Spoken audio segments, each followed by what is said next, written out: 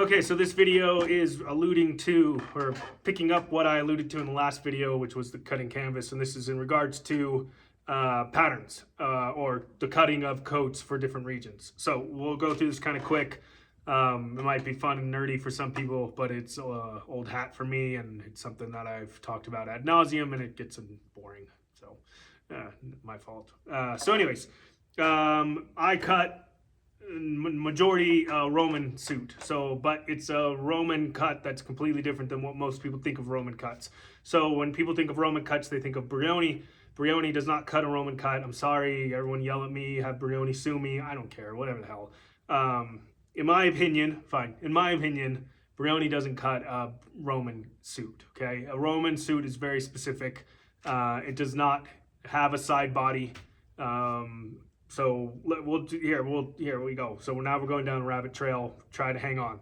Okay, side body. Well, that's where we'll start because I brought it up, and so that's where we'll go. Side body is quintessential way of cutting for Americans, for your off-the-rack suits, for your British suits, aside from Anderson and Shepherd. So they're all going to be cut with this piece called the side body. So you can break up a suit into three parts if you're talking about this type of suiting. Okay, you have the front panel, you have the side body, and you have the back panel. And then the same thing, back panel, side body, front. Okay, so that's the three ways, that's the way they cut. So the way in which they do it, it'll look like front, side body, back, okay? And that's how they'll cut their suits. So the cool thing about that is you can kind of shape, you control a little bit down here at the skirt. The bad thing about it, in my opinion, come at me, I don't care. I think it's awful in this regard, is if you have a pattern, okay, here, you're also gonna have a dart here, a dart there that goes straight into the pocket and stops, okay? And then you're gonna have this side body that goes all the way down to the skirt, right? So if you have a plaid and you're putting your pocket in, right, and you have this part that's a dart, and this part that's a dart, and that part up there that's a dart that ends into the pocket, and you put the flap there, okay, you can't match both. So your flap either has to match the bottom or it has to match the top, because over here all the pattern's going to be distorted, right? So that's the problem, in my opinion, with the side body, is if you have a patterned cloth, your pattern matching with a flap on your pocket is never going to be right. It's either going to be good down here or good up here, but it can't be good both. And that's the problem with the side body. That's the little I know about side bodies. I rarely ever cut in them. When I came back from Italy, I used to think that I wanted to learn how to cut British tailoring, so I started manipulating my patterns in order to have side bodies. It was really fun at first, and then I realized I didn't like wearing them, so why was I going to make them if I didn't like wearing them and I didn't want to sell them? Again, I don't care if you disagree with me. You can disagree with me all you want. If you disagree with me, leave the channel and find someone else who's going to teach you how to cut a British suit, because you're going to want to cut a British suit because you like wearing a British suit. I don't like it. Not my fault. All right, that's side body. That's what the Americans cut. That's what the British cut. I believe even the Germans cut in the same way, and most likely I think the Japanese, unless they're heavily influenced by the Italians. Don't quote me on that, I don't know, so again, don't come at me. But again, that's how Brioni cuts their suits as well, which in my opinion is not Italian at all, because most Italians would never cut, I'm gonna go 99%. 99% of Italians would never cut with a side body. It's just not in their tradition, it's not in their ideology, it's not in their methodology. It's quintessential, it's the opposite of how they work, okay? Side bodies. Next, we'll go from south to north. So we'll start in Napoli. It's the most prevalent place. It's going to be, or most well-known place will be Napoli. Okay, thus the Sicilians, I believe, would cut similar. I think I got a buddy who trained with me, if I remember correctly, on his cut. He's out of Palermo. He cuts in this kind of way as well, I believe. Not 100% sure, but I believe. So, and all Italians, from the south to the north, we'll cut in two pieces, right? A front, like this. So you got lapel here, you got the shoulder, you got the armhole, boom, boom. You got the side of the coat right there. You got the vent. You got the front of the coat right there. And then the back, okay? So you got the same thing going on here. You got the shoulder, you got the arm, you got the side of the coat, you got the center back there. And so you got one piece, whoop, one piece back, and again, other side back, and then other side front. All right, so that's how they cut. what they do with the darts in the front of the coat is going to determine the region in which you find that tailor or how that tailor makes, right? So, Neapolitans, what they will do, I don't know if you could see this, but you probably can't. Anyways, they will do a front dart. Starts right here at the chest and goes all the way down to the skirt, all right? And then they'll have another dart that goes from the underarm and ends into the pocket. Okay, so when you do this,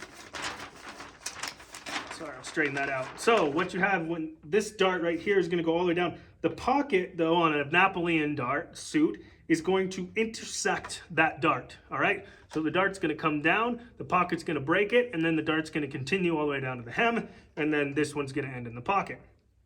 So, which is all great and fine, and it looks great. It gives them a very soft look. Also on the canvassing, they're going to do really soft canvassing. Maybe not even put crine in there, horsehair. They're probably not going to put horsehair in. They're probably just going to do 2 layers of tela, which is like body canvas.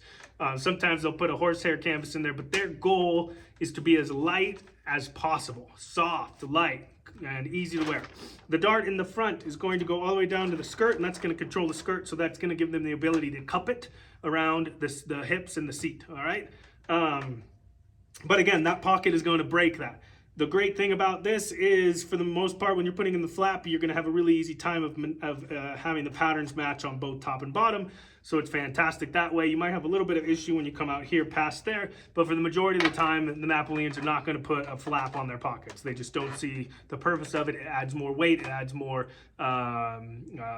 thickness to the coat, and they don't like it. So for the most part, they're not going to put a flap on their jacket anyway, so it's of no consequence to them. That being said, the reason behind flaps is so that you can keep your items in your pocket when you're riding a horse. I don't ride I do ride a horse, but I don't ride a horse very often in order to need a flap. Most people don't nowadays in the majority of the world, so having a flap is kind of superfluous anyways. All right, whew, that's a lot of information, and we're going quick. Next was Roman. This is how I cut. So we cut in the same way that the Napoleons cut, and the Milanese cut, and the Florentines cut. So again, 2 pieces, front and back, okay? And that's it, front and back. But,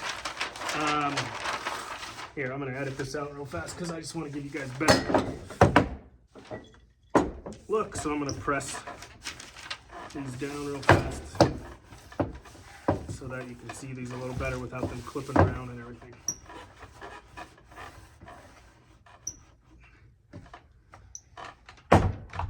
Okay, so now Roman cut, which is how I was trained, and this is the way in which my maestro cut and the way that his maestro cut before him. I don't know if every Roman cuts this way, but I do know that they don't cut with a side body, because Italians rarely ever cut with a side body. So that being said, my Roman cut, same thing, front of the coat, back of the coat, that's it, 2 pieces. We do the front dart that starts here and goes all the way down to the bottom, okay? But what we've done is we've shifted this front dart a smidge forward and the pocket a smidge back, and so our pocket comes straight off of our front dart. Nice and clean, really easy, beautiful lines. You can also match your patterns, super easy that way.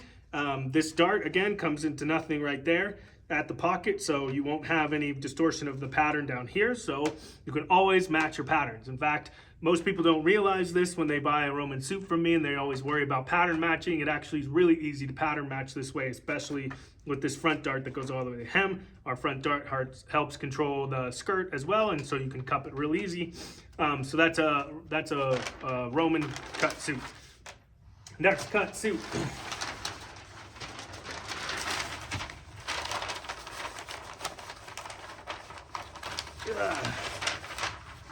Press this one too so you can see it better.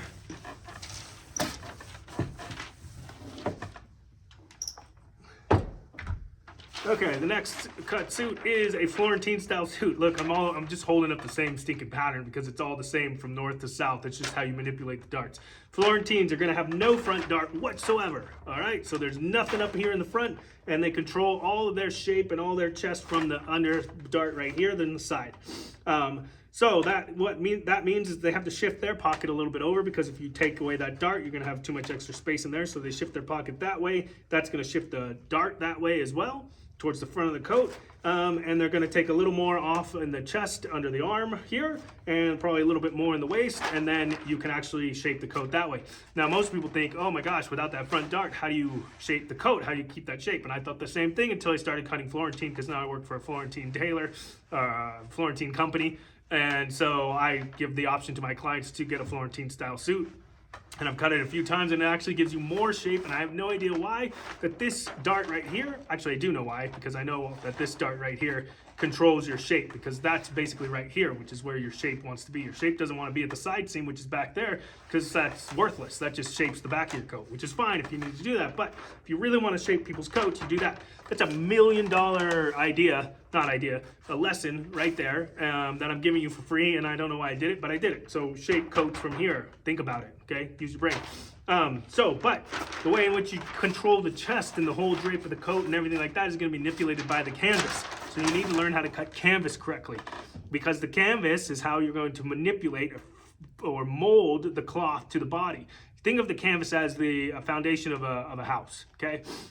You depending on what your ground type is, if you're on a hill, if you're on a slope, if you have in a valley, if you have water, if you blah, blah, blah, you have to manipulate your foundation in order to get your house to sit correctly on whatever land you live on, or you're building on. So that's the same thing as the canvas. The canvas is the foundation. The way in which you cut the canvas is going to determine how the rest of your coat looks, in my opinion. Finally, we'll go all the way up to the top to Milano. Again, 2 pieces, front piece here, back piece here, that's it. Okay, what they're gonna do is they're gonna have a front dart that goes all the way down and stops in the pocket. And then they're gonna have a second dart that goes underneath the sleeve and stops in the pocket. And that's it, okay? I would imagine that they cup their skirt by manipulating it with the iron. I've never made a Milanese suit. I've never trained by a Milanese tailor. So if you are a Milanese tailor and you know better than I do, feel free to comment and say, I know better than you, and this is actually what we do. And I'll listen, because I don't know. So that's up and down. Your level of padding, additions, shoulder pads, things like that are going to be determinative on how far south or how far north you are. The more north, the more pad. The more south, the less pad. That's just the way it goes in Italy, and that's how they do it. And then in England is going to be like massive pads, massive shoulder pads, adding flannel or dormite to the canvas. You know what I've also seen, which is weird, and I'd love for someone to talk to me about this because it doesn't make any sense to me, but the British will pad their canvas and then cut the darts in it, and I don't understand that. It doesn't make any sense to me. They probably know. There's probably a method to the madness. It boggles my mind. We cut our darts first and sew our darts, and then we pad stitch our canvas. They do the opposite. It's odd to me. Anyways, that's like, I think we're at about 13, maybe 14 minutes of information on tailoring and the different cuts.